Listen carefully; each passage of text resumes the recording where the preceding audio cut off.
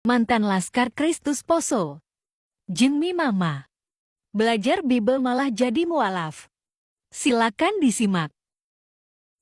Ini saya masuk Islam bukan karena, pertama bukan karena istri, karena istri saya juga Kristen. Jadi istri saya bawa masuk Islam, yang pertama. Yang kedua bukan karena harta. Karena bisa dicek langsung tuh di tempat saya. Saya waktu masuk, sebulan sebelum masuk Islam, pembagian harta tuh. Dapat rumah 1, kamar 5, ruang tamu 2, kamar mandi 2. Itu dijual 70 juta tuh waktu saya masuk Islam. 70 juta ya? Iya. Besar ya. Mahal karena harga tanah di sana 1 hektar 5 juta. Masya Allah. Jadi kalau harga rumah 70 juta gimana tuh? Iya. Tuhanan Yesus itu saya betul-betul sanksi perihal itu. Sehingga kita berdebat lah sama pendeta. Saya bilang, Pak Pendeta, yang saya mau tanya terlebih dahulu, 1, ini Alkitab fungsinya apa? Itu sama master tadi. Iya, ini sama masternya. Ini fungsinya apa Alkitab? Apakah sebagai petunjuk atau buku bacaan? Kalau buku bacaan tentunya habis kita baca simpan. Nggak perlu kita jadikan pedoman hidup kan? Oh enggak Pak, ini pedoman hidup. Petunjuk hidup kita biar kita selamat dunia dan akhirat. Wih, bagus tuh kalau begitu. Nah, pertanyaan saya simpel. Kalau begitu Pak, tolong tunjukkan 1 perintah Tuhan yang ada dalam Alkitab yang kita kerjakan. Ya kan? Kalau ini petunjuk, ya kan? Petunjuk kita supaya bisa selamat dunia dan akhirat. Hanya kita bisa masuk surga kalau melalui Alkitab. Tolong tunjukkan 1 perintah Tuhan yang ada dalam Alkitab, kemudian kita kerjakan. Karena setahu saya Pak tidak ada perintah Tuhan yang ada dalam Alkitab. Kalau masalah jangan membunuh, jangan mencuri, jangan berzina, bukan cuma kita orang Kristen, orang Islam juga lakukan. Tapi ada hal-hal Pak Pendeta yang kita tidak lakukan perintah Tuhan. Contohnya disunat. Itu kata Allah dalam Alkitab. Barang siapa yang tidak mau disunat itu harus dilenyapkan dari antara orang-orang sebangsanya. Yang artinya apa Pak? Dibunuh. Berarti orang yang tidak disunat harus dibunuh. Nah kita tidak disunat Pak. Itu gimana? 1. Yang kedua, kita diperintahkan untuk pakai jilbab. Kita tidak lakukan. Diperintahkan kita untuk sujud ketika beribadah. Kita tidak lakukan. Diperintahkan kita untuk puasa. Ya kan? Kita tidak lakukan juga. Oh, ada semua ya? Iya. Gitu ya? Nah ini dari banyak. Disuruh ibadah kita pada hari Minggu. Pada hari Sabat. Tapi kita langgar. Kita malah lakukan ibadah pada hari Minggu. Padahal semua pendeta sepakat Sabat itu hari Sabtu. Seluruh pendeta dunia Pak sepakat hari Sabat itu adalah hari Sabtu. Tapi kita langgar. Nah, sekarang pertanyaannya, perintah Tuhan mana yang kita kerjakan yang ada dalam Alkitab? Oh kita Pak, kata pendetanya, kita akan merujuk pada keputusan gereja. Iya. Keputusan gereja. Nah, saat itu saya sih alhamdulillah, saya sudah sedikit belajar sama teman yang orang Islam. Jadi dia sampaikan ke saya, dibilang begini, Ahi, bukan Ahi, Jem. Biasanya saya dipanggil Jamie situ. Begini Jem, orang Islam itu siapapun dia yang ngomong, mau entah itu ulama dari manapun dia, mau dia ustadz, kiai, syekh dari Arab sekalipun, kalau apa yang dia sampaikan tidak sesuai dengan Al-Quran dan Sunnah, tinggalkan. Selesai urusan. Itu Islam. Nah, orang Islam punya prinsip seperti itu, Pak. Nah, seharusnya kita punya prinsip seperti itu. Nah, yang saya mau luruskan di sini, Pak, bisa tidak kita seperti itu? Oh, sama pendetanya. Iya, sama pendetanya. Kan ini kan tidak sesuai. Apalagi Pak perayaan Natal. Saya Pak sudah buka Pak dari kitab Kejadian sampai kitab Wahyu, saya tidak dapatkan tanggal 25 Desember itu hari kelahiran Yesus. Terus apa yang kita buat? Karena di kehidupan kita ini Pak ada 2 saja perintah yang harus kita patuhi untuk kita bisa selamat. Nah, yang pertama perintah Allah masuk surga, yang kedua perintah iblis masuk neraka. 2 itu saja kan? Karena ketika itu bukan perintah Tuhan, dipastikan itu perintah iblis, Pak. Itu amalan setan. Nah, secara tidak langsung. Nah, ini yang kita lakukan, kita rayakan perayaan Natal. Kita rayakan ibadah pada hari Minggu. Ya kan? Kita makan babi, dilarang oleh Tuhan. Tidak disunat, tidak puasa, tidak menutup aurat, tidak berjilbab. Padahal itu jelas aturannya. Terus kita lakukan perintah siapa? Sampai saat ini dia tidak mampu jawab. Nggak dijawab sama master. Tidak bisa dijawab sama masternya. Nah, makanya dulu saya sempat layangkan surat menantang pendeta Rinaldi Damanik. Iya, saya dulu pernah buat video tuh. Saya menantang pendeta Rinaldi Damanik. Nah, saya bilang, Pak, saya mau tantang Bapak. Kita debat. Kalau Bapak takut ke Poso, saya yang ke Tentena. Silakan bikin di Banuang Pogombo. Itu Bonopokombo itu rumah, istilahnya rumah adatnya orang di sana yang tempat untuk musyawarah. Ya. Namanya rumah musyawarah. Kita bilang bikin di situ, Pak. Saya tidak perlu dikawal. Kita diskusi di situ perihal ini. Itu masih non muslim waktu itu? Iya, masih non muslim. Nah, sehingga tidak ada respon. Akhirnya saya bikin lah. Saya 2013 sangat ateis, Pak. Saya tidak mau beragama. Saya bilang saya tidak mau masuk Islam. Karena agama yang saya paling benci, dan Islam itu agama kafir bagi saya. Iya, walaupun teman saya sudah banyak masukan ke saya. Nah, saya dulu kan setelah saya kerja nikah di Peleru itu, saya kerja sama teman orang Islam, namanya Untung, nah, gitu. Nah, dia sering masukkan saya pemahaman tentang Islam. Saya bilang saya tidak akan masuk Islam, karena saya punya pemahaman dulu itu Yesus itu saya memang anggap dia bukan Tuhan, dia anak Tuhan. Bagi saya dia anak Tuhan, bagi saya. Jadi ketika berdebat dengan dia, saya bilang begini, Nabi Muhammad kan hanya utusan, Yesus anak Tuhan. Iya. Yang jelas anak sama utusan lebih menang anak dong. Saya bilang gitu kan. Itu pemahaman bodoh saya saat itu. Saya bilang bagaimana mungkin bisa? Saya analogikan ke dia. Saya bilang begini. Kamu saya punya pembantu. Saya ini punya rumah. Itu saya punya pembantu. Namanya Nabi Muhammad. Ini saya punya anak kandung namanya Yesus. Ketika dia bawa orang bertamu ke rumah saya, mau datang ke rumah saya untuk tinggal di sini, kira-kira mana yang saya terima? Orang yang bawa anak atau orang yang pembantu saya yang bawa ini saya anak. Utusan? Oh jelas anak. Nah itulah saya kenapa pilih Yesus, karena Yesus itu adalah anak Tuhan. Kalau saya ikut dia, saya pasti sampai ke rumah Bapa. Kan seperti itu analoginya mereka. Mereka berpikir wah Yesus anak Tuhan, dia Tuhan. Ya saya bilang salah sebetulnya. Yang ini yang sebetulnya harus kita luruskan. Saya luruskan tuh kepada Pak Pendetanya. Nah, ini supaya teman-teman tahu. Pendeta itu tidak paham, Pak, sebetulnya tentang nubuat nubuat tentang Yesus. Jadi dari semua nabi itu yang nubuatkan tentang kedatangan Yesus cuma satu. Nabi Yesaya. Makanya ada kitabnya itu dalam kitab Perjanjian Lama, kitab Yesaya. Gitu. Dan di situ dijelaskan tuh tentang kelahiran Yesus. Yesus itu tidak mati dibunuh di dalam kitab Yesaya. Jadi saya terangkan. Jadi masternya ini saya kuliahin tuh waktu itu malam itu. Nah, sampai dia ngaku nabi ke saya tinggalkan sudah. Setelah dia ngaku nabi di depan istri saya tuh. Istri saya saksinya sampai sekarang istri saya itu saya berani disumpah tuh. Pendeta itu ngaku nabi di depan saya.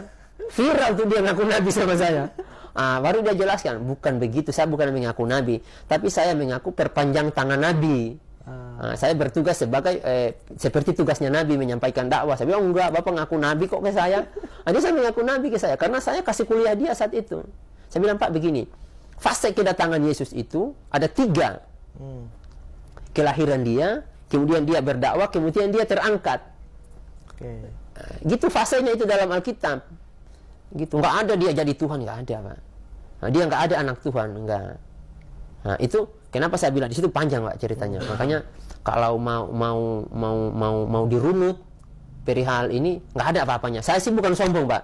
Saya bukan tamatan teologi ya. Tapi kalau kita mau duduk dengan pendeta, saya bisa runut dari Kejadian sampai Wahyu. Iya, saya bisa runut, saya bisa ceritakan tuh. Siapa Nabi Ibrahim, siapa Nabi Adam, Nabi Ibrahim, Nabi Ismail, Nabi Yusuf, siapa Israel, siapa Nabi Yakub, kemudian siapa Nabi Isa, siapa Yesus, siapa Nabi Muhammad. Bisa saya runut tuh dengan jelas. Sampai tuh ke Nabi Isa. Makanya saya sampaikan ke teman-teman, kalau seandainya Nabi Isa masih hidup saat ini, dia akan mengikuti ajaran Nabi Muhammad. Saya bisa runut tuh sampai nanti akan kedatangan Nabi Isa. Sehingga itu banyak pemahaman salah orang-orang Kristen perihal Yesus. Sehingga kan dulu saya tanya, tuh fotonya tuh, Pak. Bagaimana Bapak tahu itu bisa Yesus tuh fotonya tuh? Nah, bagaimana kalau yang datang nanti orangnya hitam? Iya. Nah, ini kan pirang tuh, bule. Kok bisa ada fotonya Yesus? Dulu Pak nggak ada fotografer. Pelukis aja Pak, boleh dibilang susah. Kok bisa ada fotonya Yesus? Nah itu, ketika saya kasih kuliah dia tuh, saya kuliahin dia tuh. Saya jelasin tuh perihal siapa Israel, siapa Yakub, siapa Ismail. Saya jelaskan tuh, siapa semua sampai ke Yesus. Saya bilang kan yang nubuatkan tentang kedatangan Yesus kan cuma satu, Pak. Nabi Yesaya, bahkan Nabi Yesaya juga nubuatkan tentang Nabi Muhammad. Nah, kan dikatakan di kitab Yesaya itu, saya lupa ayatnya. Dikatakan bahwa akan turun wahyu di negeri Arab. Dan itu akan wahyu itu turun kepada orang yang buta huruf. Itu dijelaskan dalam kitab. Dulu saya punya catatan Pak lengkap. Sekarang catatannya ada di Bekasi sih sebetulnya. Insya Allah sih, memang kan saya rencana setelah nanti 10 tahun saya keislaman saya sudah sih tentang kebenaran Islam. Saya kan ini baru 9 tahun. Saya punya sumpah tuh dengan mertua saya Pak. Ini yang perlu kita garis bawahi. Saya dulu punya sumpah. Jadi sumpah saya itu saya sampaikan ke mertua saya ketika saya masuk Islam. Karena saya kan hampir dibunuh tuh. Jadi saya sampaikan di depan istri saya. Saya bilang, Pak, demi Tuhan yang punya langit dan bumi. Saya bukan sebut Allah. Belum waktu itu ya? Iya. Karena saya kan baru masuk Islam. Demi Tuhan Pak, yang punya langit dan bumi, kalau seandainya agama Islam yang saya percaya ini salah Pak, saya itu tidak diberi waktu Allah hidup 10 tahun. Tidak sampai umur saya 10 tahun, Allah matikan saya dalam keadaan terhina. Ya, badan saya terpisah, tidak bisa ditahu mana kakinya, mana kepalanya, mana badannya. Itu sumpah saya dengan saya punya mertua. Tetapi kalau benar agama yang saya anut ini, agama Islam saat ini, Allah akan beri saya hidup bukan cuma 10 tahun, Pak. Ya. Bahkan Allah akan beri saya umur panjang untuk mendakwahkan kebenaran Islam. Gitu. Dan sampai sekarang sih sebenarnya saya masih, Pak, aktif. Saya berdakwah itu masih aktif. Berdakwah ini? Iya, tentang kebenaran Islam. Baik di media sosial maupun ketemu seperti saat ini. Ya. Nah, disitulah ketika pendetanya tidak mampu memberikan jawaban saya yang puas, dia malah mengaku pendeta. Saya putuskan saat itu saya ateis. Itu 2012 akhir tuh. Saya putuskan ateis. Saya tidak mau beragama. Karena agama Islam agama yang saya paling benci. Agama Islam itu bagi saya agama kafir. Mau gimana agama saya perangi kok. Saya ateis 2014, tepatnya tanggal 5 bulan 2, saya bilang ke istri, nggak bisa nih. Saya harus masuk Islam. Saya sudah tidak tenang, saya punya hati. Kenapa? Saya takut mati dalam keadaan kafir. Nauzubillah. Saya takut. Udah. Jadi gimana? Saya telepon teman. Telepon Untung. Saya udah mau masuk Islam. Karena saya belajar sama si namanya Untung ini. Oh, teman waktu itu. Iya, teman. Saya bilang, Untung, tidak bisa, saya harus masuk Islam sekarang. Ayo berangkat. Teman saya itu senangnya dengar saya masuk Islam. Langsung dia bawa mobilnya. Dia jemput saya. Ayo. Jadi saya bilang begini. Tolong bawa saya ke seorang ustadz yang betul-betul yang seperti kamu katakan tadi, ustadz yang benar-benar menjalankan Al-Quran dan hadis dan sunnah. Saya mau dia yang Islamkan saya. Ada, dibilang ada, saya punya kemanakan. Berangkatlah saya. Berangkat ke Pandajaya, desa Pandajaya tuh namanya. Ketemulah namanya saat itu Ustadz Hamam. Hamam Saifur Rahman. Jadi saya kaget. Karena katanya ini Ustadz Mujahidin. Ini Ustadz ini pernah dipenjara 3 tahun. Iya, karena ikut perang dulu waktu kerusuhan Poso. Itu tidak bisa dipungkiri. Kerusuhan Poso itu Islam bela Islam, Kristen bela Kristen. Bahkan tentaranya sama brimob-nya, tentara Islam bela Islam, tentara Kristen bela Kristen. Itu tidak bisa dipungkiri, hal yang lumrah. Nah, jadi saya ketemu tuh. Saya pikir dia ini bukan Ustadz, kalem, lembut banget. Hampir-hampir bicara, hampir tak kedengeran. Saya tanya, Bapak Ustadznya? Saya bilang, ya saya, Ustadz Hamam. Wih, saya pikir ini Ustadz Mujahidin, udah pernah dipenjara, sangar, bahasanya ini, enggak ternyata. Masalah ya. Sudah saya bersahadat di situ. Setelah saya bersahadat, saya bilang, saya bertanya, amalan apa yang tidak boleh ditinggalkan dalam Islam? Ya, sholat, kata Ustadznya, sholat. Jadi langsung dikasih tahu saya dalil sama dia. Ada 2 dalilnya. Yang membedakan antara umat orang Islam dan orang kafir, sholat. Itu dalilnya tuh. Jadi saya tanya, saya kan orang ketika saya dikasih ibadah, saya tanya dalilnya. Karena saya tidak mau, saya bilang cukuplah dulu di Kristen, saya melakukan satu amalan tanpa dasar, tanpa ilmu lah istilahnya. Sehingga saya tanya, Ustaz, itu ada dalilnya tidak? Oh, ada. Jelas dalilnya. Ada 2 saya kasih ke antum. Apa satu? Yang pertama, yang membedakan orang kafir dan orang mukmin itu sholat. Yang kedua, katanya, amalan yang pertama kali dihisab di akhirat nanti sholat. Sholatmu bagus, ya bagus amalan yang lain. Sholat rusak, amalan yang lain tertolak. Gitu saja. Gitu. Ya udah, saya minta jadwal sholat sama dia. Saya minta jadwal sholat. Saya minta jadwal sholat. Gitu. Saya langsung minta. Dikasihlah jadwal sholat ke saya. Ustaz, bacaannya apa nih? Gitu kan?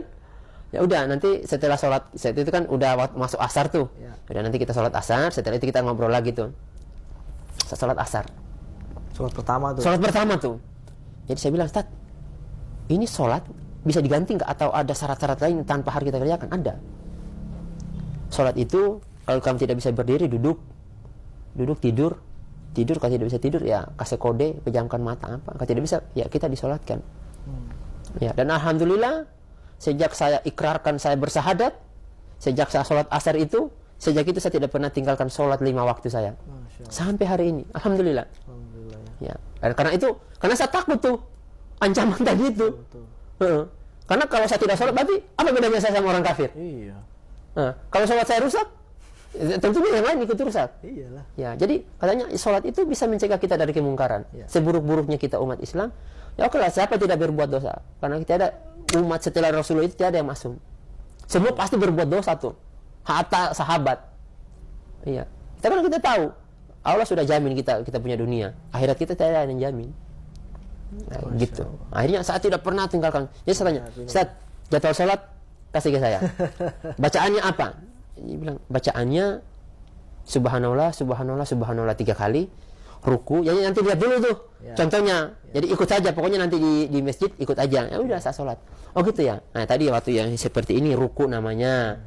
Kemudian bangkit, baca lagi tuh subhanallah 3 kali. Sujud, baca subhanallah 3 kali. Seperti itu. Nah, saya lakukan itu setiap hari. Saya balik tuh hari Kamis malam tuh.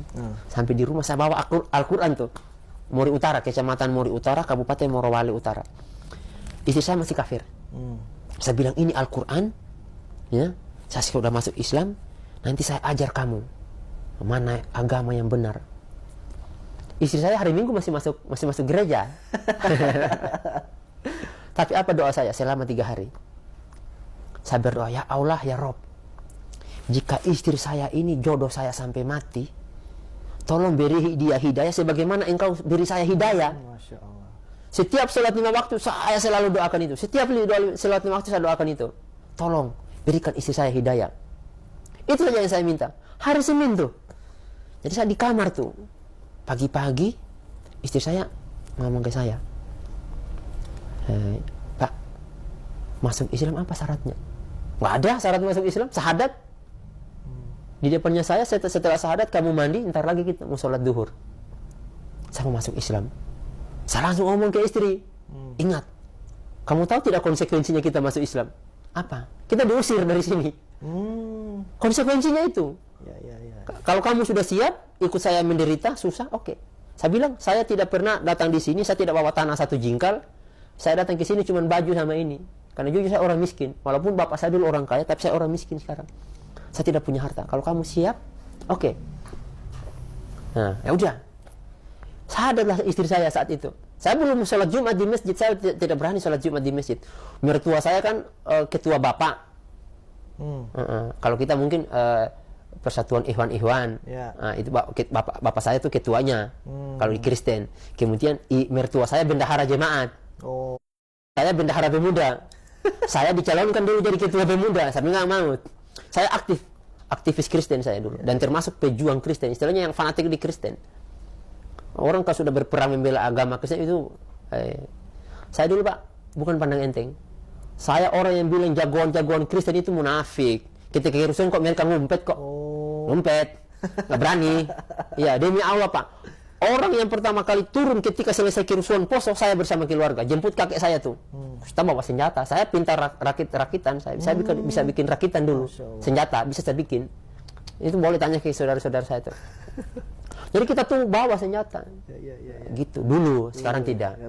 Nah, sekarang saya bawa sekarang Al-Quran dan Sunnah. Masya Allah. Nah, itu bagaimana kita berdakwah ke orang kafir. Ya sudah. Lanjut tuh yang tadi tuh. Nah, akhirnya saya bilang ke istri, saya belum bisa sholat Jumat, saya nggak berani ini. Kalau ketahuan sama bapak ini, habis kita ini. Jumat kedua saya bilang sama istri, enggak, saya munafik kalau saya tidak sholat Jumat di masjid. Nggak betul. Saya beranikan diri tuh sholat Jumat di masjid langsung. Saya kayak artis tuh di kampung. Dipelototin begini tuh sama mereka. Udah pakai peci, udah pakai jubah. Siapa yang pakai jubah? Bukan punya. Pakai koko warna putih. Koko warna putih tuh. Pakai sarung. Hari Sabtu saya dipanggil. Allahu Akbar. Karena udah sholat Jumat di masjid, udah dipanggil tuh. Jadi dipanggil, saya duduk di situ tuh, kayak di situ. Saya di sini nih. Saya di sini, istri saya di sini, mertua saya di situ tuh. Jadi disimpan tuh Alkitab di atas meja yang putih. Jadi di atas meja itu ada kain putih, bersih putih. Pokoknya nggak ada ininya. Ditaruhlah Alkitab di situ. Jadi dibilang sama saya, kamu tahu sudah apa perihal saya panggil kamu ini? Oh tidak Pak, saya tidak tahu. Bukan, kamu tahu ya? Saya sudah tahu Pak. Saya sudah tahu, iya. Saya dengar kamu sudah masuk Islam. Ya, sakit betul saya punya hati katanya. Sakit betul saya punya hati ini. Iya. Saya dulu harap kamu datang ke sini bukan membawa anak saya mau masuk Islam. Ya, kamu datang dulu sebagai Kristen. Makanya saya kasih saya punya anak. Nah, karena kamu Kristen, kalau Islam saya tidak kasih dulu kamu. Nikahi saya punya anak. Akhirnya setelah kita, apa penyebabnya kamu bisa masuk Islam? Kenapa kamu mau masuk Islam? Gitu. Nah, saya jelaskan sama saya punya mertua. Dia marah, ngomel-ngomel ke saya. Nah, saya bilang, Pak, seharusnya kan Bapak pertanyakan yang tadi itu. Kenapa saya bisa masuk Islam? Kamu kan Kristen dari lahir tuh. Kamu kan pejuang Kristus dulu. Kenapa kamu bisa masuk Islam? Saya jelaskan sama Bapak saya. Saya Pak temukan kejanggalan-kejanggalan, ketidakbenaran dalam ajaran kita. Saya sudah duduk diskusi dengan 3 orang pendeta, saya tidak dapatkan kebenaran di situ. Akhirnya saya dapatlah kebenaran dalam Islam. Nah sudah, akhirnya oke, kata mertua saya, kalau begitu, karena kamu sudah Islam, kamu Vera, nama istri saya, kamu jalankan agamamu dengan baik, maksudnya agama Kristen. Kamu tidak usah ikut suamimu. Akhirnya istri saya langsung ngomong, saya juga sudah Islam Pak. Waduh, langsung dibenturkan itu kepalanya tuh di dinding tuh. Siapa? Mertua saya begini tuh, langsung di dinding kepalanya. Kalau begitu kamu keluar dari rumah ini, tinggalkan semua itu harta, kamu pulang. Iya Pak, kalau memang itu, saya bilang saya masuk Islam bukan karena harta. Masuk Islam bukan karena saya mencari keselamatan. Ya, kalau soal harta Pak, saya bukan harta yang saya cari, saya mencari keselamatan. Sekarang juga saya sudah sama mertua. Sekarang juga saya berangkat. Sekarang juga saya keluar. Itu pagi tuh. Jadi kata mertua saya, tunggu dulu mertuamu. Karena kan mertua saya yang perempuan, mamamu bilang tunggu dulu mamamu. Mertua saya kan kerja di proyek, di pabrik. Sudah saya tunggu tuh. Nah, setelah ngomong sama mertua saya bujuk saya bilang tidak Pak, saya tetap di Islam sama istri saya. Oh tunggu kakekmu. Saya langsung vonis di situ Pak. Mau 1000 saya punya mama, mau 1000 bapak, mau 1000 kakek, saya tetap Islam. Masya Allah. Itu saja. Kalau istri saya mau kembali ke Kristen, silakan dia kembali ke Kristen. Tapi saya tidak akan kembali ke Kristen. Saya bilang begitu. Ya sudah, kalau memang sudah bulat, sudah, tinggalkan. Saya hijrah itu keluar tinggalkan rumah, uang 5.000 rupiah. 5.000 rupiah. Saya tinggalkan rumah, saya telepon Pak Imamnya. Pak Imam, saya ini udah diusir, saya pinjam mobil. Udah, ntar ya saya isikan bensinnya, diisikan full bensin. Kamu kemana? Saya mau ke Pandajaya, saya mau pindah ke sana. Saya tidak bisa di sini. Sudah saya pindah ke Pandajaya, saya hijrah tuh. Di situ saya mulai belajar Islam. Sampai hari ini. Sampai hari ini. Iya. Nah, makanya hari ini saya bukan nantang. Iya, saya bukan nantang para pendeta sih. Tapi dan bukan juga bicara sombong. Saya bukan bicara sombong. Kalau ada pendeta yang mau duduk bareng sama saya, sini saya kuliahin. Diskusi ya. Iya. Bukan diskusi, saya kuliahin dia. Iya. Kalau diskusi udah pasti dia kalah. Kalau debat udah pasti dia kalah. Saya kuliahin dia. Saya bukan sombong. Nah, tapi saya yakin dah ilmunya pendeta itu mereka, kan saya sudah tanya tuh, saya sudah tahu tuh. Saya bukan pendeta, saya akademi saya tiada dari pendidikan pendeta. Tapi saya kuliahin dia perihal isi Alkitab. Biar dia faham tuh. Mulai dari Nabi Adam sampai Nabi Isa. Saya tidak usah perlu bahas dulu Nabi Muhammad. Nabi Isa itu sudah arahkan nanti kita ke Nabi Muhammad. Nah, itu kan mulai dari Nabi Ibrahim sudah mengarahkan tuh kita ke Nabi Muhammad nanti. Nabi Musa.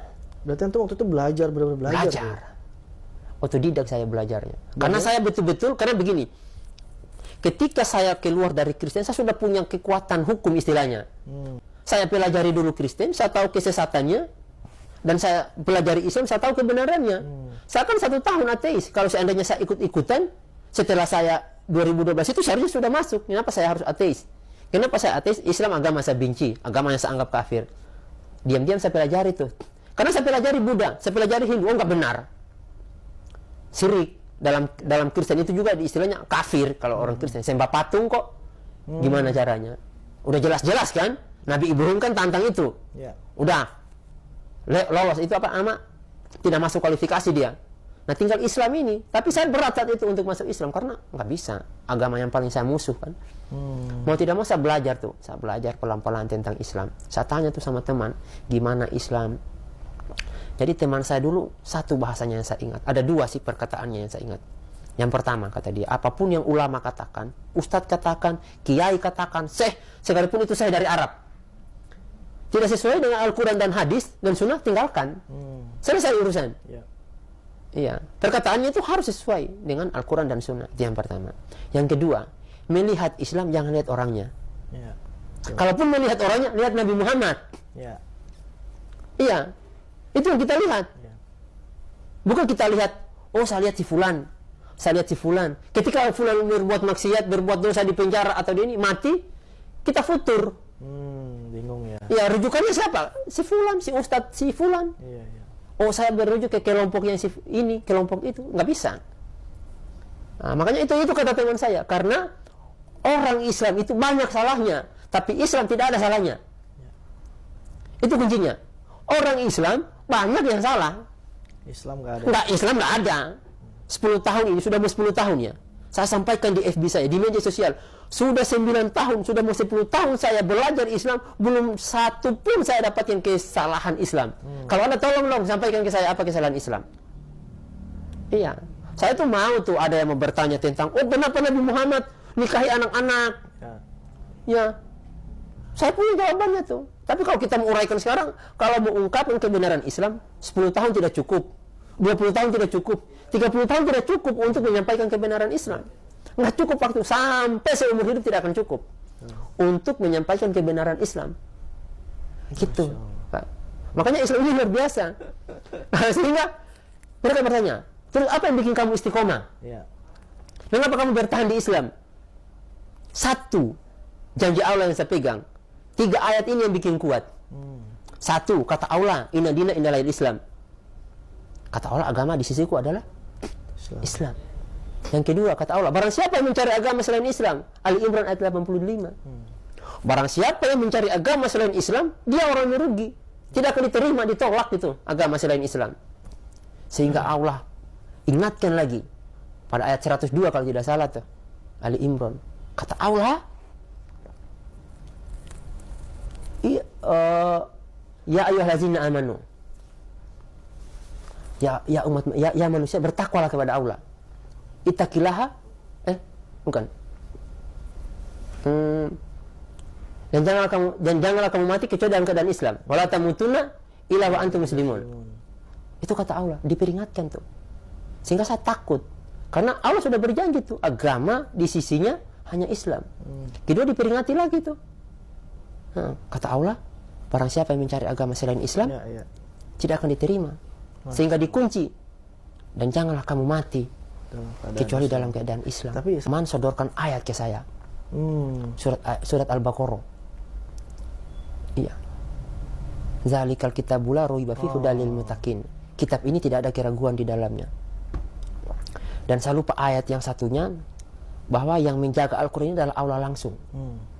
Sehingga saya sampaikan ke teman-teman orang kafir, tolong dong tunjukkan ke saya satu ayat yang mengatakan bahwa agama Kristen itu diterima di sisi Tuhan, bahwa agama Kristen itu agama yang dibawa oleh Yesus.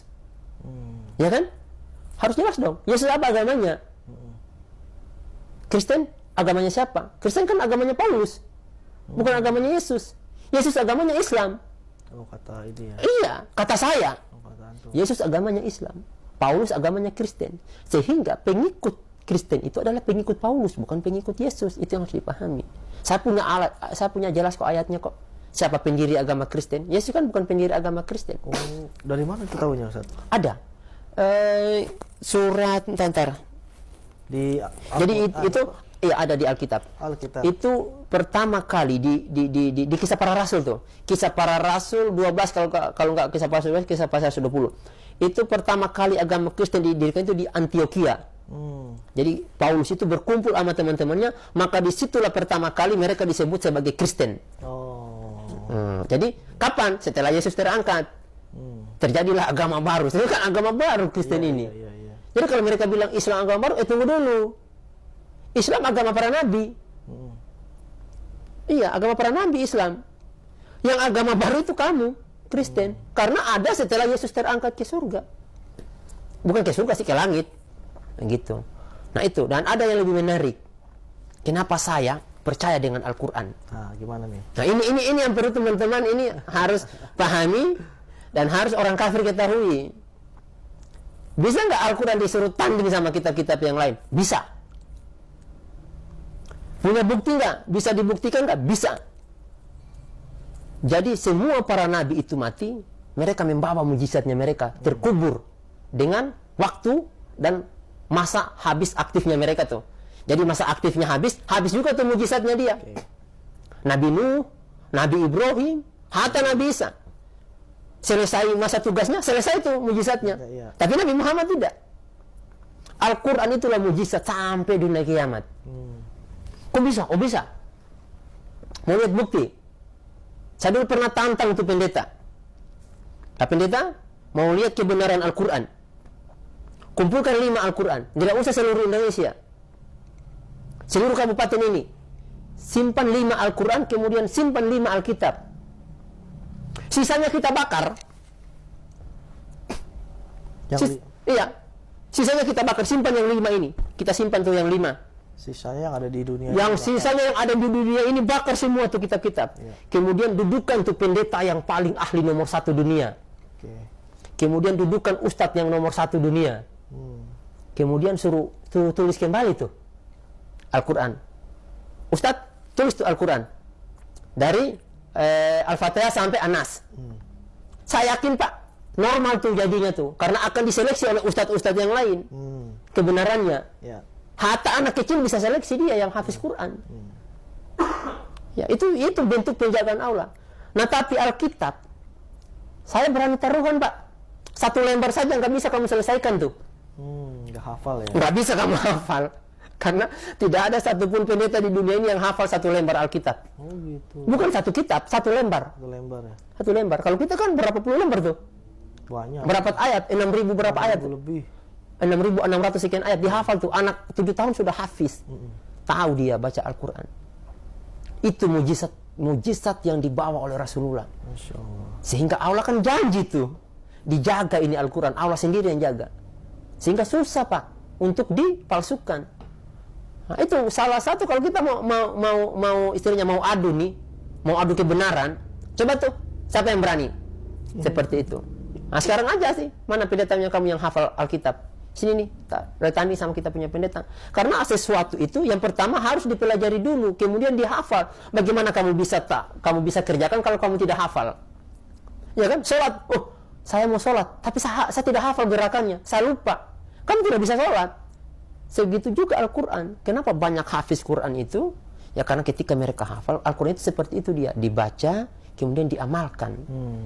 Seperti itu.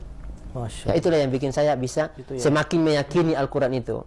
Seperti itu. Sehingga susah mau digoyang. Alhamdulillah sih, saya selalu sampaikan ke istri, satu doa yang selalu kita minta kepada Allah. Jangan minta harta. Minta istiqomah dan dimatikan dalam keadaan Islam.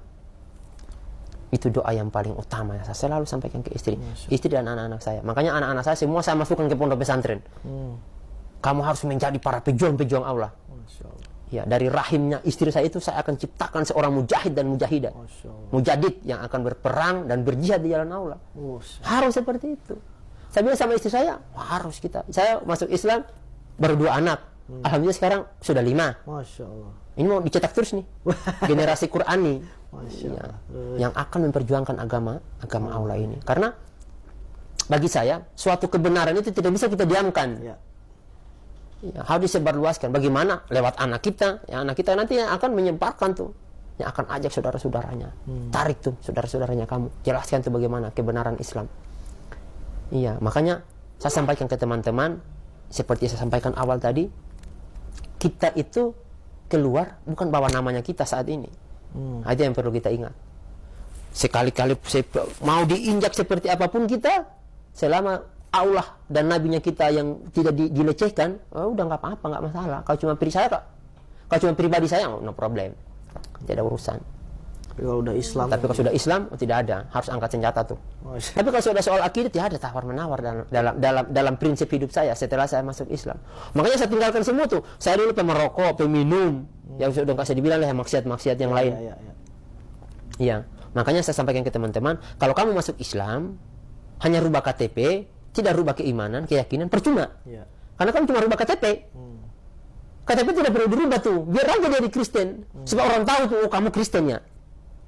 Kok kamu sekarang udah luar biasa. Iya, yang kita rubah itu keyakinannya kita itu. Jangan bawa lagi kebiasaan kafir kita.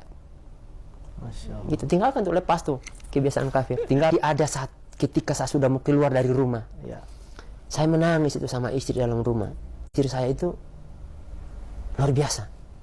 Saya kalau ingat itu netes saya punya air mata. Jadi hati saya mau keluar dengan istri. Saya ngomong ke istri, kita ini diusir loh. Nggak ada uang 5.000 rupiah ini uang di tangan saya. Demi Allah. Jadi kita mau hijrah, kita mau keluar. Saya bilang, terus gimana? Apa kata istri saya? Imannya istri saya itu luar biasa. Pak, tai saja, tai ya, kotoran yang keluar dari pantat kita ini, Allah siapkan tempatnya tuh, sepiteng itu. Allah siapkan tempatnya. Kita hijrah karena Allah. Masa Allah tidak siapkan tempat yang baik untuk kita? Masya Allah. Itu istri saya, keimanannya tuh. Saya tuh kalau ingat itu nangis saya. Luar biasa istri saya ya. Bahasanya yang keluar itu saya langsung semangat saya berangkat. Nah saya tinggalkanlah anak saya yang satu ini. Saya mau ambil tuh. Ketika saya berangkat, saya tahu sudah hukumnya nih anak saya nih. Yang perempuan yang tinggal, karena saya kan mepet tuh anak saya yang pertama sama yang kedua. Nah umur 5 bulan sudah diambil sama neneknya. Tinggal nih yang laki-laki namanya sekarang Gofur, dulu Grifat. Yang si Griffin ini sekarang Sakiat. Dia tinggal sama neneknya. Saya mau ambil lah. Terus saya datangi tuh mertua. Saya datang baik-baik. Saya bilang, Pak, kita udah beda agama, udah beda keyakinan.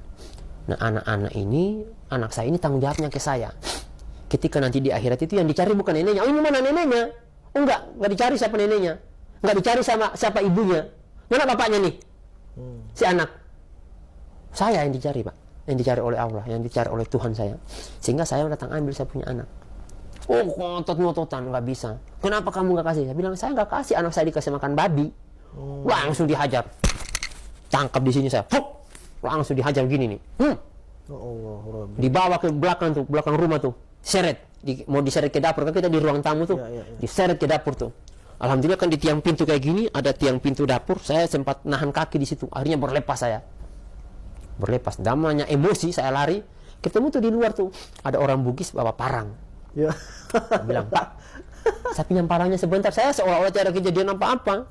Saya pinjam parangnya, saya balik lagi ke rumahnya mertua. Sini nih, kalau mau baku bunuh. Saya ajak berantem, ya, saya ajak, ayo kita baku potong aja. Nah, daripada saya punya anak itu kamu mau kafirkan. Ya udah, ini kan saya dalam keadaan emosi tuh. Akhirnya direlailah. Ada sampai Babinsa. Saya bilang, Pak Babinsa jangan ikut campur. Ini sudah perihal saya punya kebenaran, saya punya hak ini. Bapak ikut campur, Bapak saya potong. Ya Allah. Saya bilang segitu sama Babinsanya. Akhirnya dia nggak berani maju. Akhirnya datang teman saya, peluk saya. Ayo kita ke kantor polisi. Yang Muslim. Iya, yang Muslim. Ya udah. Akhirnya di kantor polisi kita diatur lama. Itu jaraknya 7 hari tuh.